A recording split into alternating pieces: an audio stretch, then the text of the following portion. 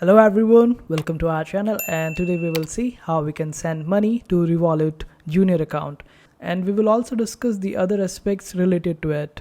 So in order to send money to Revolut Junior account, you just need to open up that Revolut Junior account and click on add money. After that, the lead parent will be able to add the money and the money will be added instantly. And this is how simple it is. But there are other aspects as well, like co-parent, and it is the lead parent who is responsible for all the access to the Revolut under 18 user account. Basically, the lead parent controls it all, and if the lead parent allows other people or co-parent to send money to the Revolut under 18 user, only then that user will be able to receive the funds. And if lead parent doesn't allow anyone else to send money to under 18 user, then that Revolut under 18 user will be able to receive money only from the lead parent. And this is how it all works.